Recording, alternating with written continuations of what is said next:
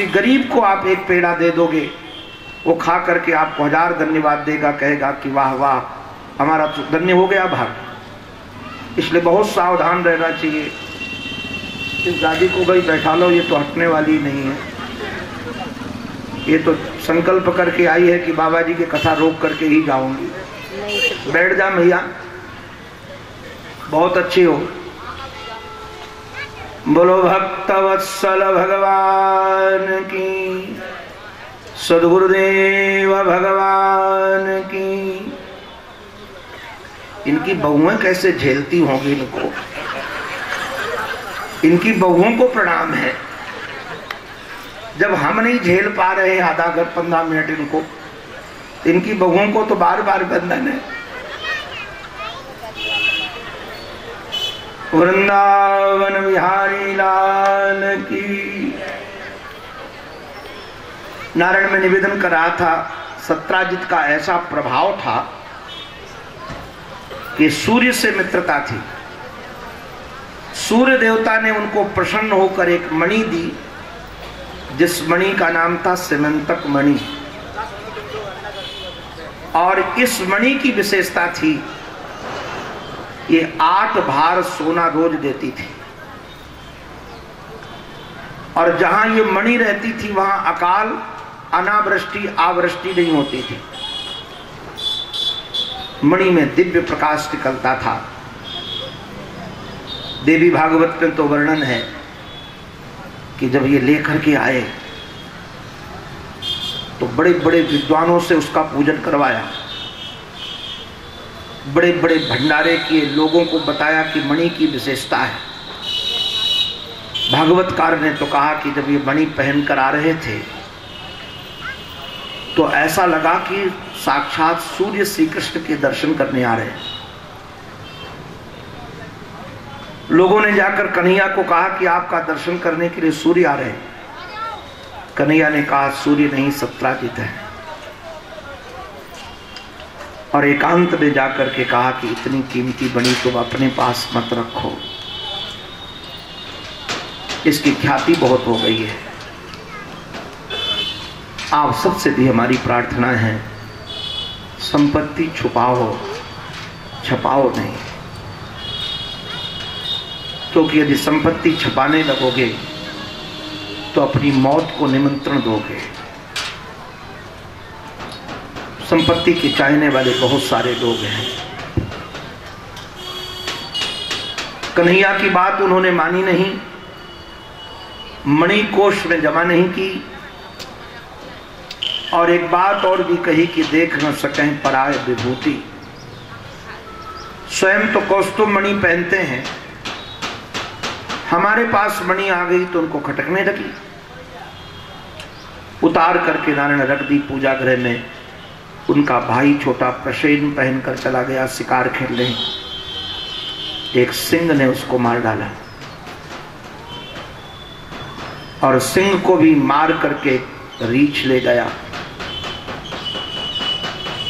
और जब प्रसेन लौट करके नहीं आए तो कन्हैया को कलंक लगा दिया गया कि कन्हैया ने मणि के लिए प्रसेन की हत्या कर दी।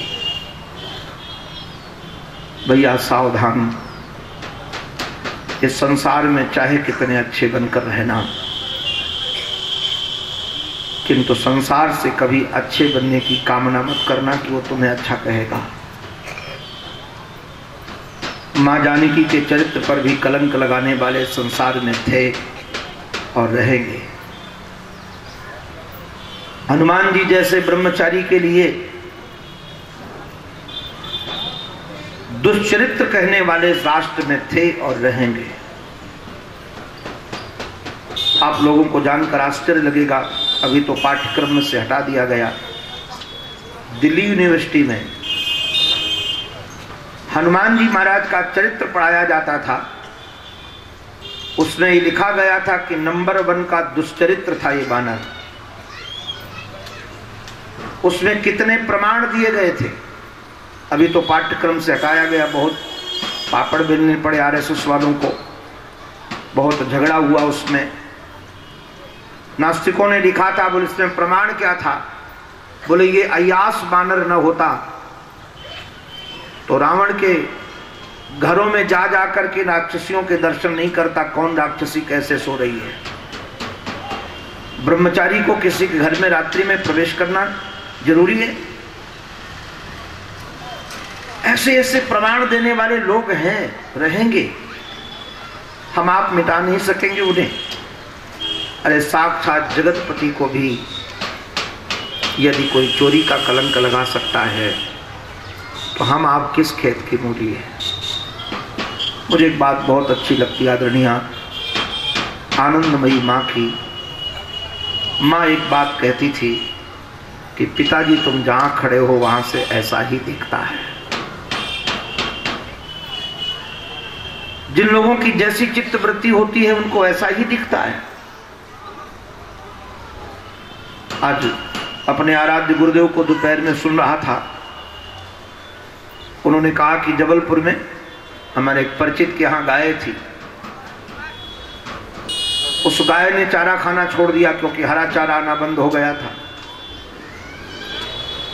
ये जबलपुर की घटना है कहीं की। तो जहां चारा खाना छोड़ दिया तो कहा क्या किया जाए। उस सज्जन ने क्या किया, हरे कांच का चश्मा बनवा करके बांस में और उस गाय को पहना दिया। और पहनाने के बाद जब सूखा भूसा भी उसके सामने डाला जाता था तो हरा चश्मा लगा होने के कारण उसको लगता था सब हरा हरा है, तो सब चारा खा जाती थी। अभिप्राय क्या है कि जैसा आपकी आंखों में चश्मा लगा होगा आप वैसे ही जगत को देख सकोगे। अगर काम का चश्मा लगा है तो आपको सारा जगत काम में दिखेगा। लोभ का चश्मा लगा है तो सारा जगत लोभ में दिखेगा। राम का चश्मा लगा है तो सारा जगत राम में दिखेगा। ये संतों को राम और श्याम का चश्मा लग जाता है। जित देखूं तित श्याममयी है, सिय राम में सब जग जानी, करूं प्रणाम जोर जुग पानी, जड़ चेतन जग जीव जत, सकल राम में जानी, बंदों सबके पद कमल सदा जोर जुग पान। चश्मा जैसा लगा होगा। इस व्यक्ति ने श्री कृष्ण पर कलंक लगाया। श्री कृष्ण कलंक को मिटाने के लिए कुछ लोग लेकर के द्वारिका से गए खोज में। मरा हुआ प्रसेन मिला, फिर सिंह मिला। रीछ के पैरों का अनुसंधान करते हुए गुफा में गए। वहां एक कन्या इस मणि से खेल रही थी। श्याम सुंदर उसके सौंदर्य को निहारने लगे। धात्री ने, नौकरानी ने भयभीत होकर के चीख मार दी। उस कन्या के पिता ने आओ देखा न ताओ श्री ठाकुर पर मुक्का मारा। और ये मुक्केबाजी एक दिन नहीं, 2 दिन नहीं, 28 दिन तक हुई। न वो जीते न ये जीते। बाद में भगवान ने ऐसा मुक्का मारा कि उसकी हड्डियां ढीली हो गईं। तो कहता है जाने त्वाम सर्वभूतानाम प्राणः ओजः सहो बलम विष्णुम वरेण्यम वरदम च। मैं पहचान गया आप साक्षात परमात्मा हैं। कन्हैया ने कहा पहचान गए हो तो हमारी मणि दे दो। उसने कहा महाराज हमारे वंश की एक परंपरा है, जब बेटी को कोई वस्तु दे दी जाती है तो फिर उससे वापस नहीं दी जाती। हमने बेटी को दे दी है तो मणि तो वापस नहीं ले सकता। कन्हैया ने कहा फिर युद्ध करो। बोले उसकी सामर्थ्य नहीं है। तो कहा हमको मणि चाहिए। उस रीसराज ने कहा जामवंत जी महाराज ने कि महाराज एक युक्ति है। क्या युक्ति है? आप एक काम कीजिए, बेटी को स्वीकार कर लीजिए, दहेज में मणि ले लीजिए। हमारे कन्हैया बोले नीकी फिर पूछ। लाला को तो ब्याह का संबंध कहीं से आवे तुरंत स्वीकार कर लेता है। मरा चट मंगनी पट ब्याह हुआ। और ब्याह हो जाने के बाद श्याम सुंदर महाराज मणि के सहित उस देवी को लेकर आए और राजा की सन्निधि में सत्राजित को बुला करके कहा कि बिना समझे किसी पर कलंक नहीं लगाना चाहिए। भैया ध्यान रखना, कई बार आंखों की देखी घटना भी झूठ होती है, बिल्कुल झूठ। हम आपको एक नहीं कई उदाहरण बता सकते हैं। जैसे आप अपनी आंख से आकाश को देखते हो तो कैसा लगता है? बोलो भाई, नीला लगता है कि नहीं? किंतु आकाश का कोई रंग है ही नहीं। ये तो हमारी आंखें जहां देखना बंद कर देती है वहां नीला नीला दिखने लगता है। किंतु हमको लगता है कि आकाश नीला है। अरे नारायण, कई बार स्फटिक मणि रखी हो और पास में कहीं फूल खिला हो, रखा हो, तो उसकी छाया से स्फटिक मणि भी लाल लाल दिखती है। तो स्फटिक मणि लाल लाल दिखती है तो लाल हो नहीं सकती है। मणि कभी स्फटिक लाल होती नहीं है। इसलिए जब तक किसी घटना को पूर्ण रूप से समझा ना जाए तब तक किसी के बारे में कोई टिप्पणी करना चाहिए नहीं। और कहा ये ले जाओ मणि। मणि ले जाने के बाद सत्राजित को बहुत गालियां मिली। उस कलंक से बचने के लिए अक्रूर जी के पास में गए। अक्रूर जी ने कहा कि एक ही साधन है, अपनी बेटी का ब्याह श्री कृष्ण के साथ कर दो। बोले उस बेटी का ब्याह तो सत्राजित के साथ तय हो चुका है। सत्राजित ने कहा सतधन्वा के साथ तय हो चुका है, मंगनी भी हो गई है। उन्होंने कहा छोड़ो मंगनी को और ये कृष्ण को मणि दे करके ब्याह कर दो इसका। कम से कम ससुर बन जाओगे तो द्वारिका में शांति से जी पाओगे। नहीं जिस गली से निकलोगे लोग गाली देंगे। उनकी बात मान करके सत्राजित ने नारायण अपनी बेटी का ब्याह श्री ठाकुर के साथ किया और दहेज में मणि दे दी। किंतु हमारे कन्हैया बड़े चतुर किसान हैं। कन्हैया समझ गए कि घर में चार मणि के ग्राहक हैं। एक तो रुक्मणी माता जी को लगता था मणि हमको चाहिए। जाम्बती के तो पिताजी ने दिया था, उनका तो अधिकार ही था। सत्यभामा के पिता की मणि थी इसलिए उनका अधिकार था। और चौथे नंबर में दाऊ दादा थे। दाऊ दादा को लगता था कि कन्हैया तो मणि पहनते हैं, ये मणि हमको चाहिए। कन्हैया ने विचार किया कि मणि एक है, किसको दें किसको न दें। तो बड़ी चतुरता से कहा कि ससुर साहब को कि पिताजी मणि तो तुम ही रखो, किंतु इससे जो माल निकला करे वो खजाने में जमा कर दिया करो। चतुर किसान का परिचय, गाय तुम रखो, दूध हमारे घर भेज दिया करो। गाय तुम पालो, भोजन तुम दो, पानी तुम दो, देखरेख तुम करो, माल हमारे यहाँ। स्वीकार कर लिया। किंतु कुछ दिनों के बाद हमारे श्री ठाकुर हस्तिनापुर गए थे। सतधन्वा और कृतवर्मा ने मणि के लिए द्वारिका में डांका डाला। दिन दहाड़े लूट। ये परमात्मा की सत्ता की चर्चा कर रहा हूं, ये कलयुग की नहीं। सत्राजित नहीं देना चाहते थे।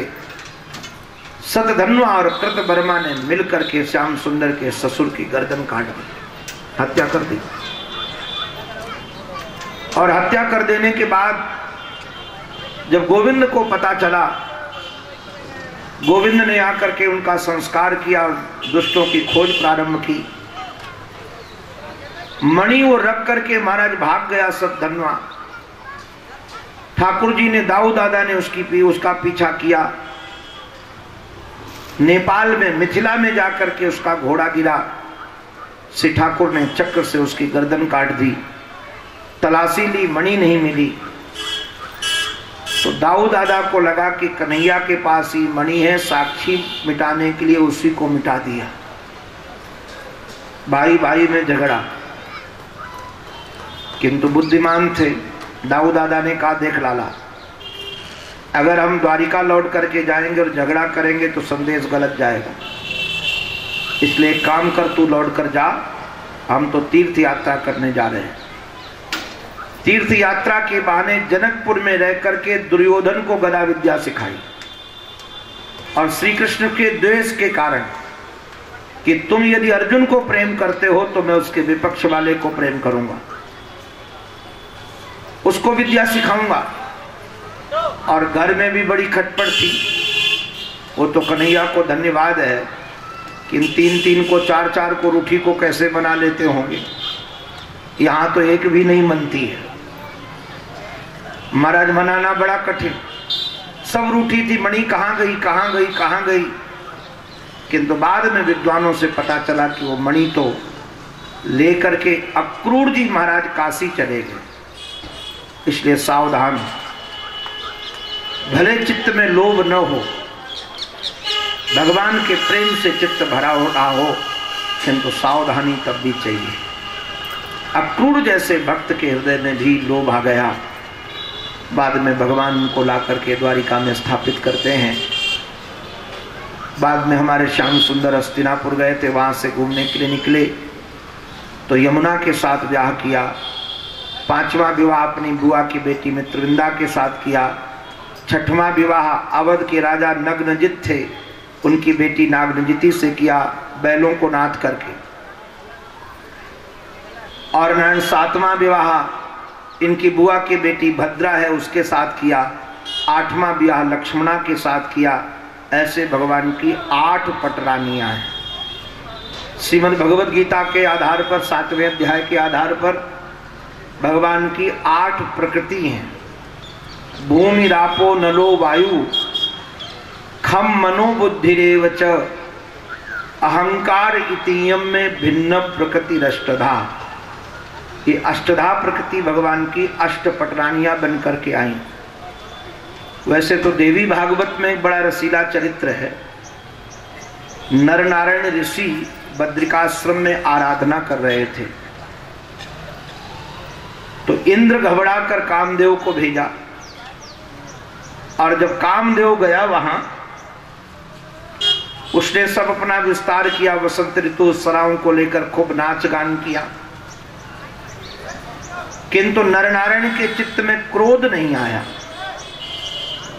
नारायण ने तो यहां तक कह दिया कि अच्छा हुआ तुमने हमारे आश्रम में महोत्सव मना दिया, तुमको धन्यवाद है। और एक नारायणी नाम की अप्सरा प्रकट करके उनको वापस दी कि अपने स्वामी को दे देना। इतने बड़े अपराध के बाद भी नारायण, जब उनको क्रोध नहीं आया तो अप्सराएं रीझ गई। वो 16,100 थी। उन्होंने कहा कि आप हमारे साथ ब्याह करो, आप जैसा तो पति हमको मिलेगा नहीं। हमारे राधिकाश्वरण जी गाते, आओ मेरी सखियों मुझे मेहंदी लगा दो, मुझे श्याम सुंदर की दुल्हन बना दो, ऐसा बनूं दूल्हा जो कबहू न रूठे। ऐसे तो है, कबहू न रूठे। तो ये माताएं चाहती तो ऐसी हैं कि हम चाहे कितना रूठती रहें किंतु हमारा पति कभी रूठने वाला ना हो, कबहू न रूठे। तो तुरंत वर्ण करने के बाद कहा, नारायण ने हंस करके कहा कि देवियों, अभी जो मैं पाठ कर रहा हूं एक सन्यासी का कर रहा हूं, तपस्वी का कर रहा हूं, और तपस्वी को नारी संग्रह नहीं करना चाहिए, ये अपराध है। क्योंकि पाठ हम क्या कर रहे हैं इसका महत्व है। तो चिंता मत करो, द्वापर में मैं जब कृष्ण बनकर आऊंगा तब तुम सबको स्वीकार करूंगा। तो वही सारी अप्सराएं अलग अलग राजाओं के यहाँ राजकुमारी बनकर उत्पन्न हुई थी, अथवा पद्म पुराण के उत्तरखंड के आधार पर वेद के 1 लाख मंत्र हैं, उसमें से ध्यान रखना 16,000 ऋचाएं उपासना कांड की हैं। वो 16,000 उपासना कांड की जो ऋचाएं हैं वो हमारे यहाँ अपने गोवर्धन में कुसुम सरोवर में आराधना करती हैं कि हम परमात्मा का वर्णन तो करती है किंतु आज तक कभी परमात्मा का वर्ण नहीं किया। जो वर्णन करता है वो वर्ण कर ले, तो याद रखो, स्मरण रखो, वह सबके जीवन में उसका स्थापन कर सकता है। आज वक्ता लोग जिस जिस बात का वर्णन तो करते हैं हम लोग, किंतु अपने जीवन में उसका वर्णन नहीं करते। अगर वर्णन करने वाले का वर्ण हो जाए तो स्मरण रहे परमात्मा जरूर मिल जाएगा। कई बार वर्णन तो खूब बढ़िया होता है। हमारे एक महात्मा सुनाते थे कि एक वक्ता जी ने महाराज खूब वर्णन किया कि 7 दिन में बैंगन की सब्जी कभी नहीं खानी चाहिए, निषिद्ध है, किंतु वक्ता को बैंगन की सब्जी अच्छी लगती थी। और वर्णन करने के बाद संयोग से उनका रसोईया रवि भी आया था। उस दिन उसने महाराज वही बैंगन की सब्जी बनाई थी, बढ़िया चोखा बनाया था और गड़का बनाया था, गक्कड़ बोलते, गक्कड़ बनाया था। तो सोचा कि बैंगन में इतने दुर्गुण है और महाराज जी कहते कथा में खाना नहीं चाहिए, तो यहां से जाकर सबसे पहले उसने भरता ही फेंका। और जब वक्ता जी भोजन करने के लिए स्वामी जी बैठे तो कहा, कहो रवि वो बनाया कहाँ था, रखा लाओ। उसने कहा, महाराज जी आप कह रहे थे इतना दुर्गुण, मैंने तो फेंक दिया। तो स्वामी जी नाराज होकर के बोले, बाबरे चौकी की बात तू चौके में क्यों ले आया? अरे चौकी की बात चौके में रहने दे, नहीं लाना चाहिए। तो याद रखो, चौकी की बात यदि चौके में नहीं आएगी तो चौंकाने वाले चमत्कारिक आपके जीवन में प्रयोग सफल होंगे नहीं। चौकी और चौका यदि दोनों एक हो जाएं, जो चौकी में कहा जाए वही कमरे में आचरण किया जाए, वही व्यवहार में आचरण किया जाए, तो निश्चित रूप से हमारा जीवन मधुमेह हो जाएगा, रसमय हो जाएगा। तो उन श्रुतियों ने कहा कि मैं वर्णन तो करती हूं, अब वर्ण करूंगी। तो नारायण ने कहा कि जब मैं कृष्ण बनकर आऊंगा तब तुम्हारा वर्ण करूंगा। वही श्रुतियां अलग अलग जगह राजकुमारी बनकर उत्पन्न हुई। बहुमासों ने सब जगह से उन कन्याओं को एकत्रित किया था। गोविंद जब उनके यहाँ युद्ध करने के लिए गए, युद्ध करके और उन महाराज देवियों को 16,100 को जब मुक्त किया, मुक्त करने के बाद उनसे कहा कि जाओ तुम्हारी जहाँ मंगनी हो गई हो वहाँ चली जाओ, अपने माता पिता के पास चली जाओ। सत्सम्मान तो सब रोने लगी और कहा, एकमात्र अब जाने का रास्ता हमारे बचा है, उसका नाम मौत है। दुष्ट राजा के कैद में रही हुई कन्या के चरित्र पर कौन विश्वास करेगा? कोई नहीं करेगा। हमारे कन्हैया तो बड़े क्रांतिकारी हैं। उनके बीच में खड़े होकर के बोले, अच्छा एक बात बताओ, तुम्हें हम कैसे लगते हैं? हमारे लाला को तो कोई फेल कर सकता नहीं। सब मुस्करा गई, कपोल लाल लाल रंग के हो गए। नारायण भगवान ने उनको सत्सम्मान द्वारिका भेजा है। मैं एक निवेदन कर दूं, इस भगवान की करुणा पर कई बार हृदय भर आता है। हम तो कई बार एकांत में भागवत का पाठ करते करते रोने लगते हैं।